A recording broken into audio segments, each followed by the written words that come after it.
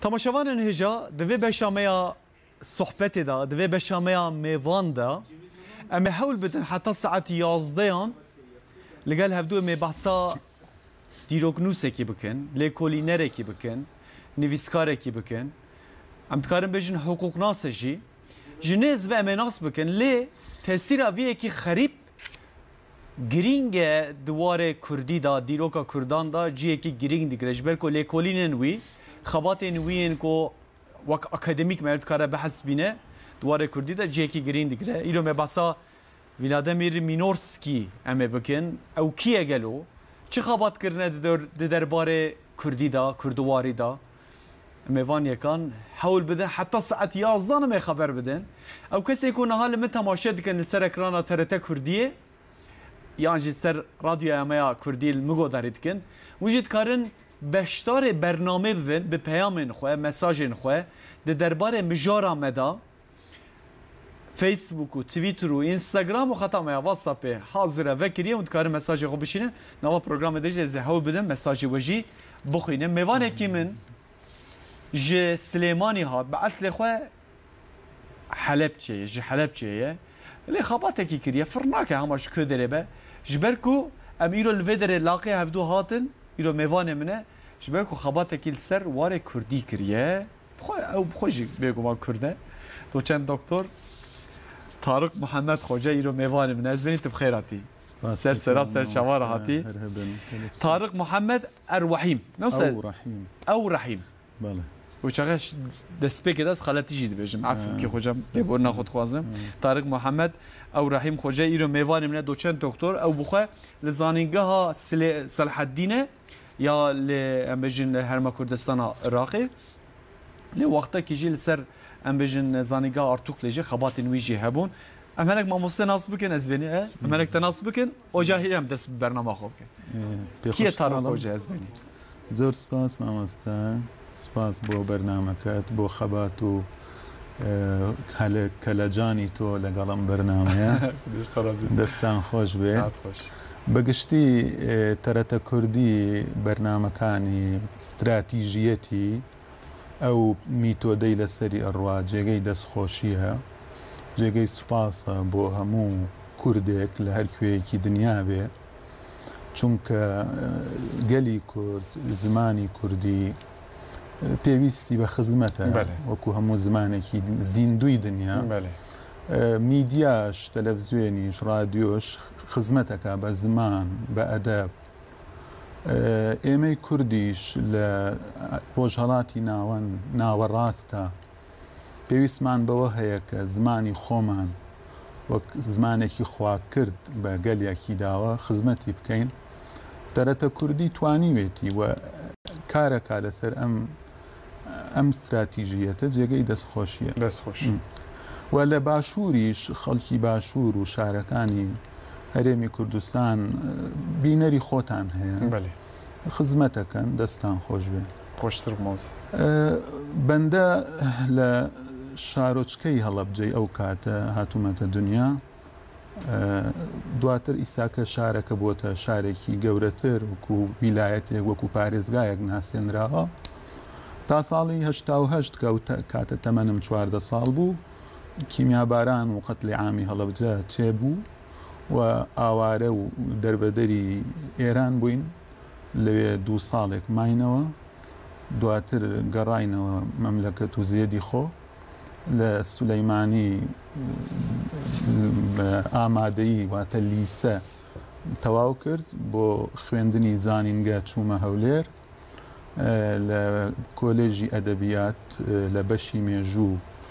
4 ساڵ بەکالۆریۆسم هێنا لیسانسم تەواو کرد ئەدەبیاتێدا پشتیوی بۆ یوکسەک لیسانس بۆ ماستەر هەر لە هەمان زانکۆی سەلاحەدینێ دەستمان کردە کارکردن خەباتکردن لەسەر بابەتی مینۆریسکی هەڵبەتە کارکردن لەو کاتا بەری 20 ساڵ زێدەتر لەسەر مینۆریسکی کارێکی ئاسان نەبوو تا ئێستش بۆ کەسێک دەست ببا بۆ بابەتی وا کە هەموو سەرچاوەکان ژێدەرەکان لە بندەستە نەبێ کارێکە ڕەنجی دەوێت تێکۆشانی دەوێت سەفەرکردنی پێویستە دوای دێمەوە سەردەینەوە سەرم بابەتە ماستەرمان تەواو کرد لە هەمان زانینگەی سەلاحەدین بوومە مامۆستا و تا ئێستا نزیکەی بۆ 20 ساڵ ئەچێت تقریبەن لەوێ دەوامەکەم دواتر بۆ پۆست دکتۆرا دوای تاوکردنی دکتۆرا لە زانینگەی مۆسوڵ ئەو تەواو بوو دواتر بۆ پۆست دکتۆرا هاتمە زانکۆی ئارتوکڵوی ماردین لەسەر زانایەکی گەورەی جیهانی کارم کرد کە ئەویش خەڵکی بەتلیسە واتسەسکین کە کەسێکی جیهانیە ئەوە خەباتێکی زۆر گەورەی کردووە کە شایانی ئەوەیە نەک یەک خەبات بەڵکو دەیان خەبات سەدان خەباتی پێویستە لەسەر بکرێ کارێکە نەک تەنها بۆ کووردە بەڵکو کارەکانی ئەو بۆ هەموو جیهانی ئیسلامە چونکە توانیوێتی ئەو ستەمەی کراوە لە شارستانێتی ئیسلامی لە ڕۆژئاوا و لە ڕۆژهەڵاتە ئەو ڕێچکەیە ڕاستکاتەوە کەەوە بۆ خۆی بەرنامەی تایبەتی پێویستە دەست خۆش مامۆستا دیسە دووبارە سەرسەرا سەرچاوەڕاتی خۆشم مینۆرسکی بەریا vê programê me bahsa Alexander Caba kiribû. Alexander Caba jî ew jî mesela wek dikare bêje ew jî oryantalîstek e.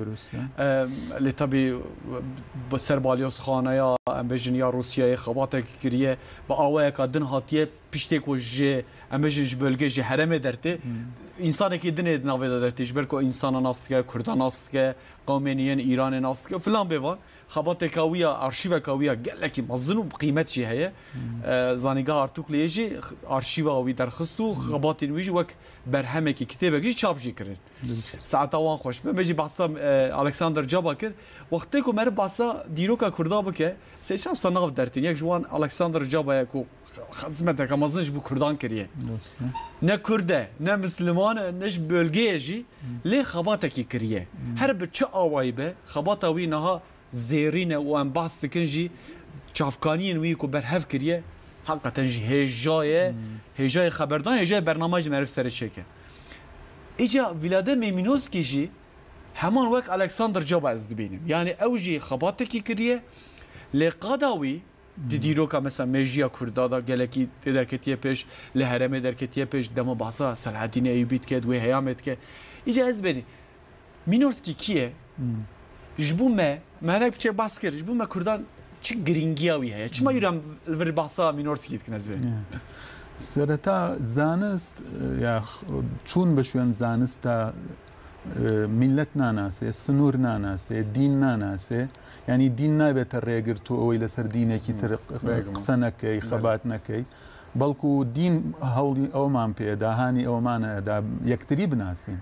وجعلناكم شعوبا وقبائل لتعارفوا يعني بۆ ناسین ئێمە بووینەتە ڕەنگی جیاواز زمانی جیاواز نەبوو ئەوەی لە یەک دووربینەوە یەک نەناسین و قسە لەگەڵ یەک نەکەین و ئاش و ماش لێک بکەین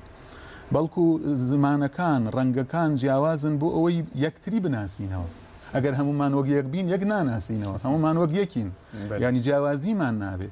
بەڵام کە جیاوازە بین ئەو کاتە واکا من تۆ بناسم ئەو من بناسێ ئەو حەز لەوە بکبزانم من فەرقم چێ لەگەڵ ئەو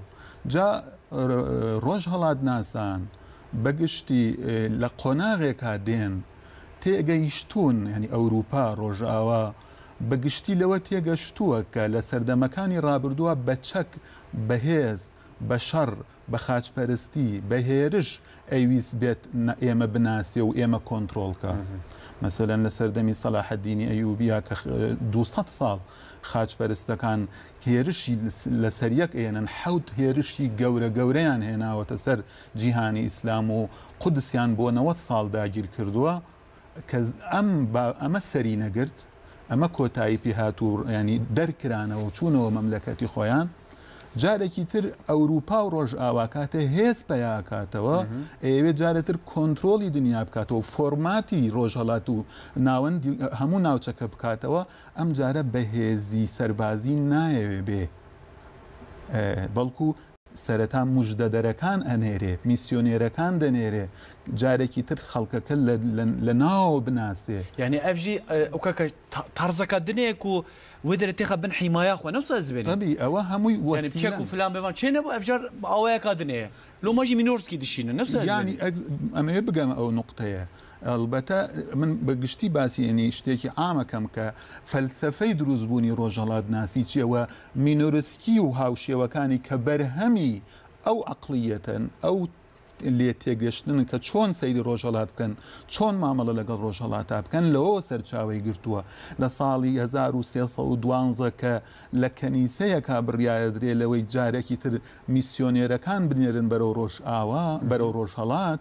اما دوای 100 سال شکستی خاچپەرستەکانە لە ساڵی 1212 بەدواوە کە ئەشکێن لە بەرامبەر ڕۆژهەڵاتە و ئەگەڕێنەوە بەسەر شۆڕی بە وڵاتەکانی خۆیان ئەم جارە دوای 100 ساڵ کەنیسەی ڕۆما بڕیارە کە ئیتر ئەبێ ئێمە میسیۆنێرەکانمان بنێرین بەرەو ناوچەکەوە ناوچەی مووسڵ یەکێکە لەو مەرکەز و سەنتەرانەی کە لێرە میسیۆنەرەکان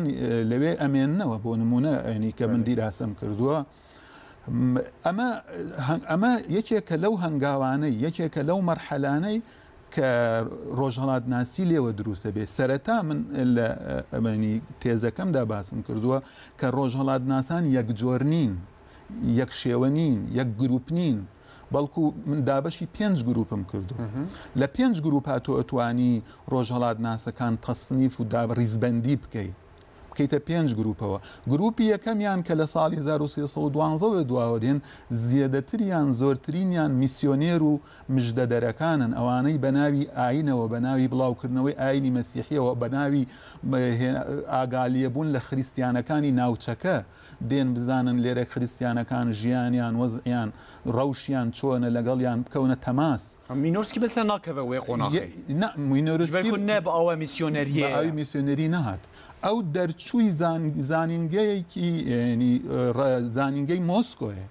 لە ساڵی 1900 کە زانکۆتەواوەکە دوای ئەوە بۆ فێربوونی زمانە ڕۆژهەڵاتیەکان ئەچێتە ئینستیتوی لازاریف لە مۆسکۆ لە ئیرانێ هەر لە زاریف لە مۆسکۆیە لە رووسیای قەیسەری لەوێ 3 ساڵ خەریکی زمانی ڕۆژهەڵاتی عەرەبی فارسی تورکیە بێ و لە ماوەی ئەو 3 ساڵەیە وەکو قوتابیەکی بۆ فێربوونی زمان و کەلتوری ئەو 3 میلەتە دێتە ئەم ناوچەیە ساڵی 1902 ئەچێتە ئێران و ینی ئەو ئینستیتوت دەیشێنێ بۆ ئەو جێیە لە هەمان ساڵا دێتە ئەستەمبول قوستەنتینیە ئەوان بەڵێن قوستەنتینیە دێتە ئەستەمبول و دێتە ئەم ناوچەیە بەگشتی دێتە تەبریز لێرا خەریکی کۆکردنەوەی ژێدەرە لەسەر زمانی فارسی لەسەر ئەدەبی کوردی لەسەر کەلتوری ناوچەکە مەسەلە نەکێک لەو کتێبانەی کە دەستێکەوێ کتێبی سەرنجامە سەرنجام کتێبی پیرۆزی لای کاکەیەکانە کە پێیانە عەلی ئیلاهی یان ئەهلی حەق ئەو کتێبەی دەسەکەوێ تەرجەمەیەکە وەری ئەگەڕێتە سەر زمانی رووسی و پێشەکیەکی بۆ نووسێەوە ئینستیتوت بۆی چاپەکە و لە ساڵی 1902 دێتە ئەستەمبول لەسەر بابەتێک خەباتێکەکە کە بریتە لەوەی ئەو شتانەی کە تەرفیهی فۆلکلۆرین تەرفیه ینی میلەت بە چ شتێک خۆشحاڵی خۆی دەرەبڕێ کەلتور و لەسەر کۆمەلگا قسەیەکانە لەسەر سیاست ئێوێ کۆمەلگا بناسێ کۆمەلگای ناوچەکە کە کۆی کەیتەوە لە ئەستەمبولایە کیژە ساڵە 1902 بەڵێ لە سەردەمی سوڵتان عەبدولحەمیدە هاتووەتە ئەستەمبول لەوێ لەسەر وەسائیلی تەرفیه یعنی خۆش چۆن کاتێک تۆ خۆشی دەربڕی کەیف بکەی هەڵپەڕین گۆرانی وتن بە چ شێوازێک خۆشی دڵی خۆت دەرەبڕی لە ناو کۆمەلگەی ئەستەمبولا کە کۆکراوەی هەموو کۆمەلگەکانی ناوچەکەیە بە کورد و بە تورک و بە عەرەب و بە لاز و بە هەموو ئەو پێک نزیکەی چەند پێک هاتە هەبووە لە ناو ئەستەمبول مامۆستا تاریق مەسەلا خوتێکۆ مەرڤ مینۆرسکی vê xebata wî ya di derbarê komeleyan da derbarê saziyan da çand û hunerê digere keltûrê digere ew wek bêjin folklorê lê dikole lêkolînekî dike wêngê armanca wî ew e yani bi wezîfeyê hatiye wê derê bi wezîfeyê hatiye İstanbuliyan ew ji xwe meraq dike vê meselê yani ez dixwazim vê ew kî hîn bivim خبطه ويا وظيفه داريه اورينتاليستيه يعني او شو مرات كتينا في مساله يعني كردان ناستكه جنب بجن روهلات زياتر ناستكه البته ما مستا يعني لو سر دماغ كس يعني كسك حزي لشتينا بين نايكا يعني اما وكو استاني البت عسكري مثلا وكو ام سردمنيه هم كذا بزانين قال تواوبك هم كذا نا او سردما كسك بدلو جان لشتكي حزنك بوقتي خوي بيندا يعني امكانيات او اندنيه تو يعني خسك بنيري بو جيغايك بشيني جيغيك حزلوي تشتنكا الا حز بدلي خوت شويه بدلي خوت شو مع حدي يعني انستوتي لازاري في زماني عربي تركي فارسي هين ببي يعني فير ببي خوجا مساله تدنا اخفتنا خودها تقول كردي جي هين بيه يعني انستوتيك تنوي هنجي از باورم يعني برسست هي وينج انستوتيا جنبجن درك مر از باورم ناوا گل دهیم بیا نسا میرورسکی يعني لا اما اگر سيري تيگشتن و يعني بوچوني روجالات ناسيب كاين بو زماني كردي حتى صالي 1959 لهيج سازيكي روجالات ناسي روج آوا بگشتي بشيكي تايبت نيه بو زماني كردي وين قا مينورسكي عم ها نفسها لو سردمش لبال زماني فارسيه بشيك يعني كولي لجير او بشا انا ضال هي لجير او ضال كتر شاخ كتر هي بشي كتر كانوا بشي كتر زماني كرديه جال زماني كردي لهجاتي كردي يعني ديالكتي كردي كسيك تام بسبور ده كان بتمامي برو بسبور بلزماني كردي ليره ولا لتشونا ناو زماني فارسي ودنياي فارسي ودنياي ايران ناسيه مروفيك اتوان يعني روجالات ناسي زانس خوازك فير خوازك اجت ناو كرد ناسي اجت ناو زماني كردي جا مينورسكي لناو او هاتني بو ايران قراني بو تبريز ومهاباد ولهمدان وهاتني قشتو تحت سليماني وامانه وايلي كردوه حزكي تايبت للاي دروز ببي مراقكي بو دروز ببي بو لزماني كردي تيبقى شارزاي ببي بيناسي ودواي دسكوتني كتابي سرنجام وتليكولينا ولا سر طائفة وجروبي كاكا كانوا علي إلهي كان ناوشكا زياتر مجبوري او ابي كزماني كردي زياتر شارزاي ببي فير ببي ولقل تێکەڵبوونی لەگەڵ ڕۆشنبیرانی کووردا لەو سەردەما مێژوو ناسێکی وەکو حوسێن حوزنی مکریانی کە ئەو کاتە مێژوو نووس بووە لەگەڵ ئەوە تێکەڵی دروستەکە نامەگۆڕینەوە دروستە بێ لەگەڵ تۆفیق وەهبیە کە ئەویش ڕۆشنبیرێکی مەشهور و ناسراوی کووردە لەگەڵ ئەوە تێکەڵی دروستەکە ئەمە واکە زمانی کوردی خۆی زیاتر لێ بباتە پێش چونکە لێکۆڵینەوە لەسەر گەلێ لەسەر میلەتێ لە لای جوگرافیاکەی بێ لە کۆمەڵگاکەی بێ لە مێژووەکەی بێ پێویستە کاتۆ زمانەکەی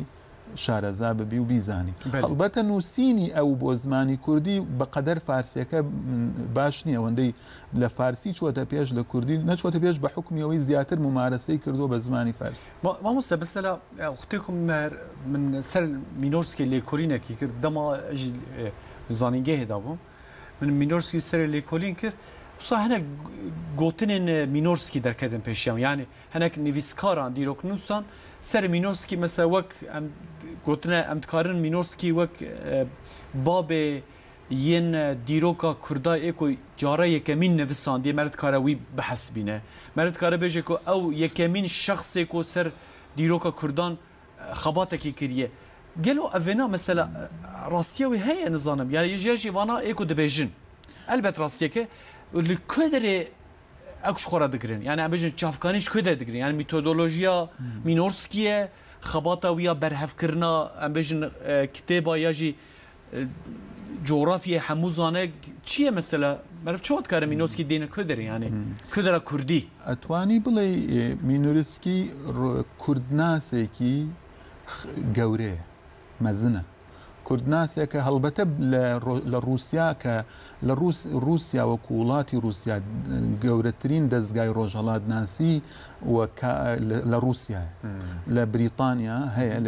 لە ئینگلتەرا لە ئەڵمانیا مەسەن لەسەر کوردناسی خەبات هەیە لە فەڕەنسا مەسەن ئینستوتی کورد هەیە لە پاریس بەڵام رووسەکان کاروخەباتیان زێدەترە لەسەر کورد بەری مەسەلە مینۆرسکیش ئۆربیلی هەیە مثلا لا ئێمە باسی ئەومان کرد ژاپامان کرد ئەلکسەندەر ژاپا پێش ئەوان هاتووە ئەلبەتە رووسیا لەبەر حکمی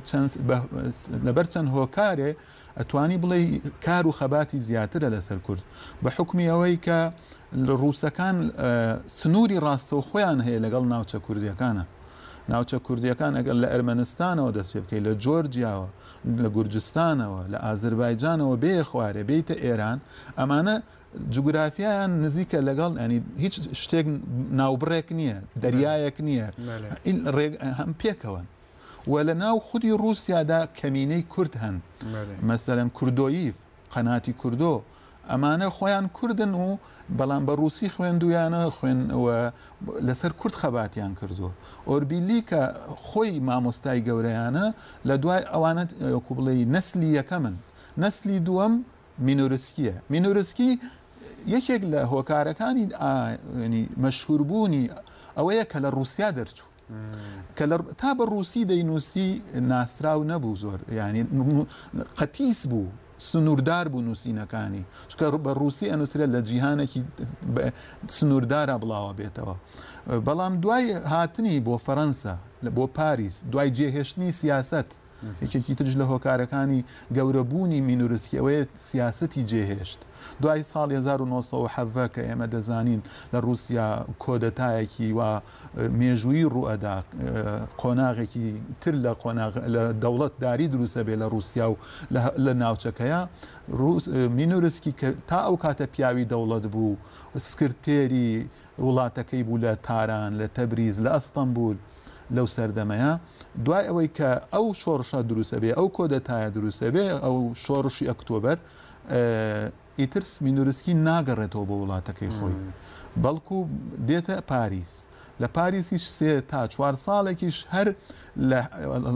لە فترەیەک و لە مەرحەلەیەکی ئینتیقالیایە یعنی ئەوێ سیاست جێ بێڵێ چۆن جێ بێڵێ چونکە ئەزانە ئیتر وڵاتەکەی خۆی بە ئاقارێکی تری گرت بە ڕێیەکی ترا دەڕوە سیاستێکی تر هاتە ئارا ناتوانێت لەگەڵی بمەشێ بە یەکجاری بڕیارە لە ساڵی 1923 ڕوو ئەکاتە زانینگە ئینستوتەیەکی ئەکادیمی لە پاریس ئەبێتە مامۆستای زمانی فارسی و تورکی لە پاریس هەتا ساڵی 1932 لە ئەو 10 ساڵە خەریکی خەباتە بێ بەرەبەرە خەبات و لێکۆڵینی ئەو بە فەڕەنسی بڵاوە بێتەوە هەندێکیش بە رووسی خەباتەکانی هێواش ئەبنە خەباتی ئەکادیمی بەر لەو سەردەمە خەباتەکانی خەباتی ئەکادیمی نەبوون تەمام بەڵکو خزمەتی سیاسەتیە کرد مەسەلەن لە ساڵی 1950 کتێبێکی نووسیوە بۆ یەکەم جار لەسەر کورد بە زمانی رووسی بریتیە لە ئەو گەڕان و چاوپێکەوتن و سەردانانەی کە لەو چەند ساڵی لە ئێران نابوو کردوێت خۆشم ئەvê مەسەلە مهمە جبرکو بەرهەمێن وی ئەسەرێن وی گەلکی ئەم بێژن کار بێژم مژارەمەیە هەر گرێژ بەکی یەک جوانە سام ناوبەرێکی بدنێ شێت بخۆش ئەم ژێنە چایەکە خۆ بەخۆن ئەمە ساوێکی بەخۆن چێت بەس بێنی معلومە تەماشاوان نێژە کو ئارتێژێک لێ ئالازیزێ لە مەڵەتێژی قەومێ ئارتێژ زێتر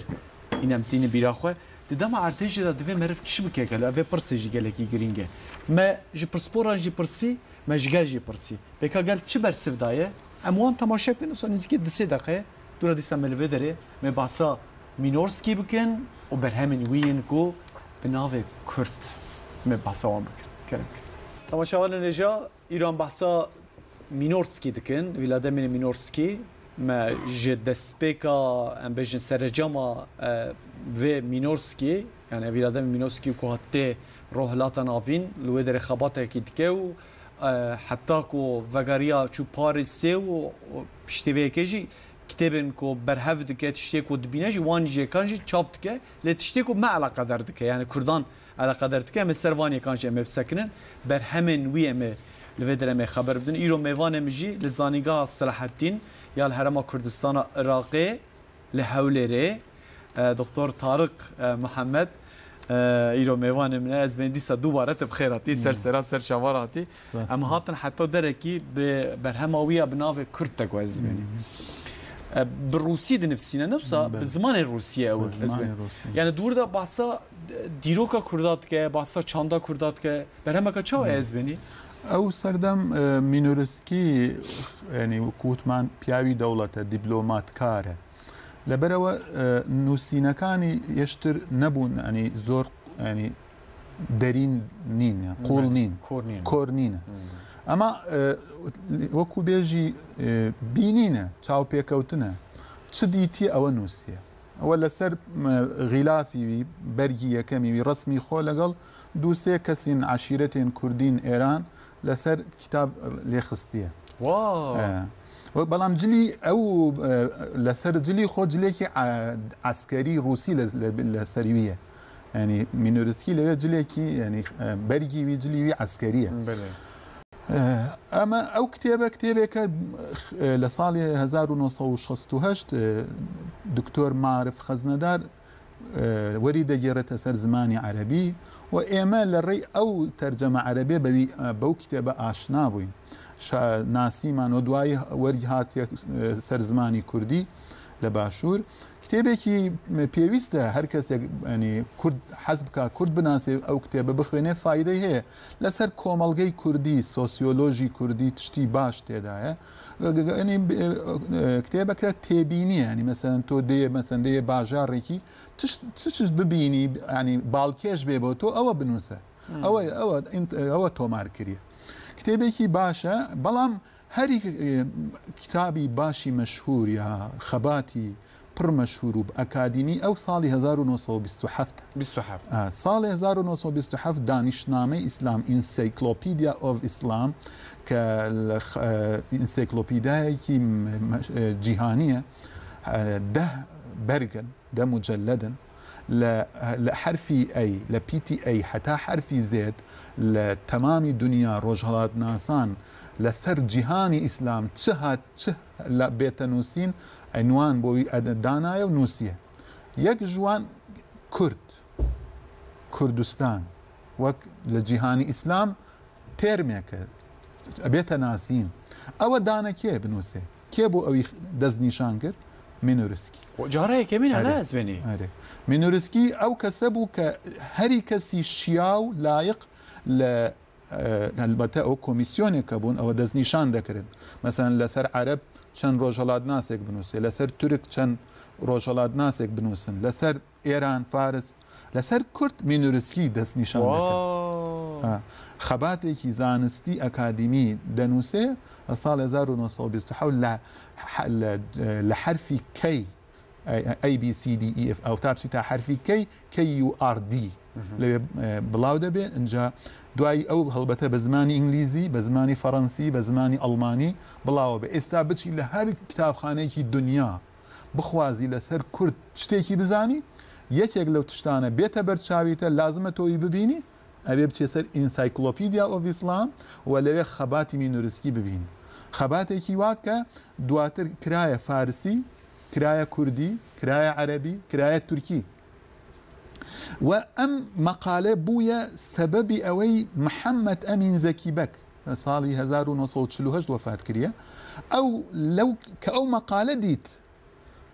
أسف خوارد تما إيمي كرد روشنبيري كرد تاريخ ناسي كرد تما إيما خو بخو لسر خونا نوسيا وأو نوسيني أو مقالة أبيت السبب إلهام دبخشية بمحمد أمين زكي بك كتابك هري مزن چاپ بکا بنوسه لسر میجوی کرد و کردستان که استاکل له اویش له تمامی دنیا محمد امین زکی بگو میجوی کرد و کردستان کتابی مشهوره و بناو دنگه حجم تا نوع خافتنا خودت كتابوية بناوي كرد تقول مخالف شيء مخالفات شيء ما تكره هناك تشتانج فينا اف مخالفية اوكي يعني بيشتي مينورسكي بيقوم دركت يعني ليكولين هاتن كرنه سر كردان وسر ام بيجن بölge سر هرمي خباتك هاتا كرني مخالف يعني مرت كرد مخالفات دبينه يعني دو وقت تاريخ عنده ان دهنك نقطه ين ديروكي جرينج دا مر كارت كرد بفينه مخالفات كتابه مينورسكي ويندني يعني مينورسكي خباتي كي اكاديمي كريا اما نكارين ل تەنێ لە مەقالەیەکی لە کتابێکی هەر تشت لەسەر کورد هەبێ بنووسرێ هەر تشت بێژی ڕاستە لەوێ بێت کۆم ببێ چێ نابێ مینۆرسکی خەباتیوی خەباتێکە لەسەر مێژووی کورد ینی لەسەر ئەسڵی کورد مێژووی کورد لە سەدەکانی ناوەڕاست لە سەردەمی ئەمەوی عەباسی ینی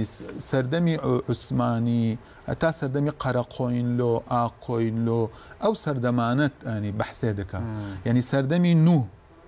هەڵبەتە لە پشتیوی ئینسایکلۆپیدیا ئۆف ئیسلام بۆ ڤێرژنی دووەم ڤێرژن دووەم جار هاتە چاپکردن جارێکی دن لەسەر کورد ینی گونجەلەمە لازمە بێتەکردن بە تعبیری تورکی ینی ئەبدەیت بێتەکردن ئەوژی دوو ڕۆژ هەڵاتناسی دن هاتە تەکلیفکردن کە ئەو مەقالە بەرفرە بکەن یەکیان ئەوە مەکەنزی تۆما بووە مەکەنزی ڕۆژهەڵاتناسێکی ئینگلیزە لە بواری زمانی کوردی لە خەباتیوی هەنە لەسەر زمانی کوردی ئەدەبی کوردی ئەو مەقالە بەرفرە دەکا و تۆما بووە کە ڕۆژهەڵاتناسێکی فەڕەنسیە ئەسڵیوی لەسەر خەباتیوی لەسەر سۆسیۆلۆژیە لە ئالیە سۆسیۆلۆژی کوردی لە سەردەمی لە ساڵی ئەخیر بیستەم ئەوژی مەقالە بەرفرە کردیە ئەو خەبات بەرفرەکردن یعنی مینۆرسکی لە تا ئەشامەیەکی تا قەدەمەیەک خەباتی خۆهێنایە پشتیویژی تۆما بووە مەکەنزی مەقالیوی بردنە پێش لە ئالیە سۆسیۆلۆژی لە ئالیە زمان و ئەدەبی کوردی هەڵبەتە ئێمە هەر لەسەر ئینسایکلۆپیدیا ئۆف ئیسلام بسەکنین دەبینین مینۆرسکی لەو دانیشنامەدا 134 مەقالەیوی هەنە لەسەر مەلەتیە ماردین میافارقین و سنە تەبرێز مەهاباد باژێری کوردی ئێرانی لەسەر وی سولەیمانی ئەو باژێرانە ئەو لەسەروی خەباتێکی زانستی ئەکادمی کردیە مژاری وان دەرەچنە مژاریوی ناساندنی ئەو باژێرانە ئەو ناوچانە بێتە ناسین مەسەن ئەو معنای چییە و کەلیمە ئەو باژێر چما ناوی ئەوەیە جوغرافیاوی تۆپۆگرافیاوی کێ لەوێ ڕوونشتیە تاریخیوی یعنی تایبەت چونکە مینۆرسکی 12 زمان زانیە لە 12 زمانان لە 12 ژێدەران فایدەستاندیە توانیە لەو ئەرمەنی جۆرجی لاتینی ئینگلیزی عەرەبی فارسی تورکی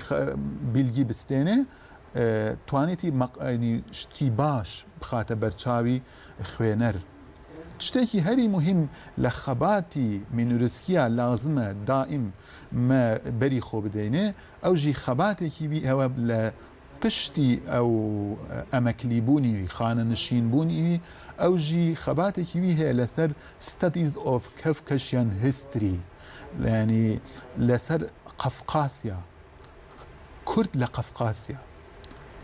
جا لێرە باسی دوو بنەماڵە و ماڵباتی کوردان دەکات خەباتێکی هەری بەقیمەتە لەسەر شەدادیان لەسەر ئەیوبیان یعنی خەباتێکی پڕ نازدارە بە زمانی ئینگلیزی هاتیە تەرجەمەکردن بۆ زمانی فارسی ئەسژی ئەو بابەت و کتێبی دەیەرلەندرمە کرد هەڵسەنگاندن بۆوی کرد تشتی هەری باڵکێش ئەوە لەسەر ئەیوبیان دەبێژێ ئەنی بەری سەلاحەدین ئێمە زێدەتر وەختێ بەحسی ئەیوبیان دەکەین بەحسی سەلاحەدینی دەکەین نزانین بەری سەلاحەدین چ بوو ئایا سەلاحەدین لە ئاسمانی هاتە خوێن ئێمە شتێک هەیە لە فەلسفەی مێژوو دەبێژین عەجەبە پاڵەوان کاریزما چاوا دێتە ئۆرتا چاوا دروست دەبێ ئەم بابەتێکی ینی لازمە ینی بێتە زمان عەجەبە پاڵەوان مەسەرەن پێغەمبەران دەوان خوددا درودیوان لەسەر بێ درودی خۆیان لەسەر بێ ئەوان خودداوان دەشێنێ پێغەمبەرانن دەستی ئینسان تێدانینە لاکین سەرکردەی دن پاڵەوانی دن کاریزمای دن چاوا دێنە دروست بوون ئۆرتا چاوا دکارن تاریخ بگۆڕن ئەمە بابەتێکە فەلاسیفە فەلسفە فەیلسوفە مێژوویەکان پڕ لەسەرەمە دەسەکنن عەجەبە کۆمەڵگا جڤات دکارێ سەرکردە دروست بکە بێتە ئۆرتا ینی سەرکردە مەسەلەن مە بێژین فاکولتیەک هەیە زانینگەیەک هەیە مەسەلا سەرکردە بۆ ئێمە دروست بکە پاڵەوان کاریزما بۆ ئێمە دروست بکە شتێک وا لە دنیا تنە عەجەبە دایک وەختێکی زاروکی وی دێتە دنیا عەجەبە سەرکردە دێتە دنیا لە دایک دەبێ يعني اما بحثك يعني لسروي تجي برديت قصه لسروي زياده هنا لسر صلاح الدين مالباتي وي نجم الدين باوكي وي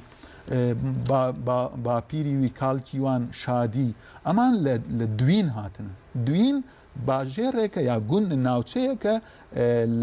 لارمينيا لناوتشي ارمينيا هل بتا ارمينيا امرو ارمنستاني امرو سنوري وي حدودي وي بتشوكه سنور دار اما بخوي مزنه يعني وقت لتاريخ دي بيجي ارمنستان يا ارمينيا لجيدران نتنها او سنوريه برفره تربو البته ايمد بيجين كاوان لدوين راهاتنا عجبا او كالتور شوا عجبا انسانكي انجا مينورسكي وساده بيجي عجبا مثلا تو لغوندكي شوانكي كسيكي عادي غوندي دكاري بينيه تكريت للتكريت بيتا كسيكي سركردو وبالوان كوميتانكي اسد الدين وشيركو ونجم الدين بابي امل اصلا لمالباتي وانا اما تشتكي انجا مينورسكي اني سرما فيرغولي خوها لسر ودا سكنه دبيجي قد وصان تنابي بلغي وي دبيجي اوان نتنها شوان نبون كسي عادي نبون اوان كلتوريك لقلوان هاد شتێکی تر دەبێژێ پڕ ینی جێگەی سەرن جێ باڵکێشە دەبێژێ وەختێکی سەلاحەدین قودس فتح دەکات دەچێتە ناو قودسێ جۆرجیا خریستیانی جۆرجیا گورجستان ئەرمەنستان دێنە با سەلاحەدین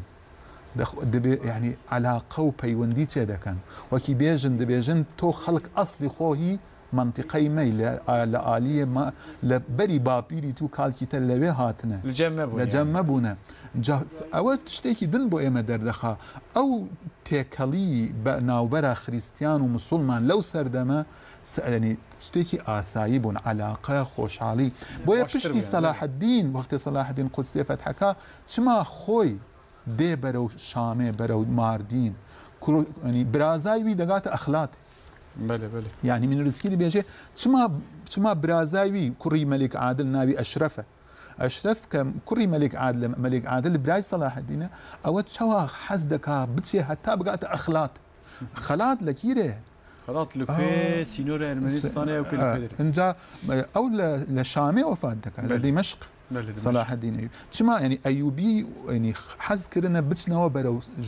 زيدي بابيري خو يعني ام باب اما مجارك صلاح الدين مينورسكي برلا سروي دا سكنه لجيدر او تشتنابين بله ازبني استاذ 4 دقيقه مجي معايا صاد برسك داويجه تخازم شتبكم ل وك لاكاديميكي لزانيغا ام بيجن يا كوفاركي درجيكي یا ناو نتوی بناوی ام بجن اورینتالیست ولادیمیر مینورسکی و دامای دما اسلامی دو کرد و فلان بوان ته خباته کی کرد نویسک جی ته پار وکر دسپیک او اورینتالیست مثلا بحثا مینورسکی کن خباتی وی دکنو خصوصا سر مثلا صلاح الدين ايوبي وسر ودمه سر فلسفه او دركي سر مالتي وما فرقيني وان باجار ما يكون ها ايران بحث كن كرد زيتر تيادجين يعني جغرافيا وان واردنيغاريا وان وچاندا وان وناوي وان قال لك خباتك قال لك جرينج لما مر مينوسكي وك اورينتاليست كي بفينا جبركو ما بس كاتنتي بدر ارمانجا كادني هاتيه روحلا تنافين وسر كردا خباتك كده عجبا خباتين وي لقال بچاوه شباكا كولد نره بوه منطقه لرتيان با اوه زانستی مرد کاره بجه مینورسکی خباتی میده درباره کردان دهنه درسته يعني ما دبيجين دكارين بيجين بكرتاسي بيجم مينورسكي بچن قناغك زان يعني خباتي درباز بويا قناغي دبلوماسي تقارير ورابورتي سياسينا پشتی وی دەبێتە کەسێکی ئەکادیمیست هەلبەتە هەندێک مژاری وی هەن خەباتی وی هەن خزمەتی عالیە میسیۆنەری دەکەن مەسەلەن یەکێک لە خەباتی وی لەسەر کاکەیک ئەهلی حەق و عەلی ئیلاهی هەنە ڕۆژهەڵاتناسێکی مەزن هەیە ناوی زیومەرە يك درجي هي درجيكي لدنيا مشهورة ذا مسلم وولد يعني العالم الإسلامي جهانا إسلام بر مشهورة دبيجي لا بيويسته بيتفي لبمالي هر لكتب خاني هر روج هلاد ناس كتابي مينورسكي هبه لسر طائفة أهلها لسر أكاكيان كلنا وكردستان بلام بقشتي بيجم أتوانم بيجم مينورسكي لصالي 1923 حتى صالي 1966 كوفات كريه لو سردمه خباتي تف أكاديمينا أما هر أكاديميستكيش إنسانة نكاره همو تشتكي إلا صد بيجي حق راسته لأصلنا أو كردة لأصلي أو كسكي روسا ولا بريطانيا لإنجلترا حياتي آخري خو دوام كريه لصالي 1960 لێ خەباتی بۆ ئێمە